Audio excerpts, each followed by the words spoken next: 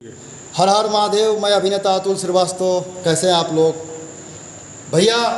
VIP films की बहुत ही खूबसूरत शानदार ज़बरदस्त प्रोजेक्ट बन रहा है यहाँ पे। बहुत ही खूबसूरत गाना और हमारे बीच में है सागर शैलेश जी, इन्हीं का सॉन्ग है और हम लोग ये शूटिंग कर रहे हैं सुकन्या उत्सव भवन बेतिया में। और हमारे साथ हमारे निर्माता साहब आनंद भैया हैं, नंदार भैया हम लोग के बीच में है और बहुत खुशी हो रही है कि सारा टीम साथ में है। पूजा तिवारी जी हैं, पूरा अपना टीम है, संजय भैया है। बहुत अच्छा लग रहा है और आज आप लोग मेहनत देख ही रहे हैं। थाना में दीवाना की ज़बरदस्त पिटाई हो रही है। क्या कहेंगे सागर जी आप? दीवाना पिटा रहे हैं। प्रणाम नमस्कार। हम सागर शैलेश तमाम श्रोता के प्रणाम करतनी। आज Sukanya hotel Bettiah VIP films के माध्यम से एल्बम शूट हो रहा बा। एल्बम के नाम बा थाना में दीवाना के पिटाई होता। हमार तो चेहरा देख के वो सब जान गए पिटाई केकर भइल बाटे।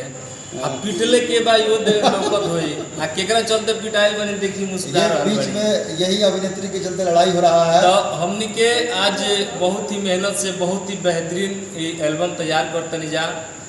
एकरा पहले भी जो एल्बम नज़र के सामने कबो ना यह काफ़ी प्यार दुलार वह सब देहनी एगो अलग मतलब रहे गाना ऊपर वीडियो वैसे ही हट के मतलब वीआईपी फिल्म्स के कामे कुछ अलग होला और वो सब देखले बानी। इहो देखी प्यार दुलार आशीर्वाद दी। और वीआईपी फिल्म्स के एमडी बानी हमार संजय भारती जी। तनी बात तो संजय भैया से एक बार हो जाएगा मुखातिब। ये चेहरा है, देख लीजिए गौर से। चलिए सभी श्रोता बंधु के हमारे प्रणाम बा। अब बतावल चाहत आनी कि बहुत अच्छा एल्बम हमने के सभी कोई मेहनत करके करत आनी जा।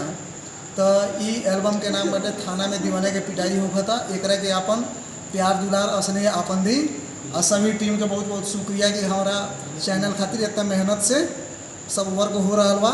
बहुत बहुत धन्यवाद। जय हो। एक बार जरूर देखिए वीआईपी फिल्म्स की शानदार प्रस्तुति। Love you.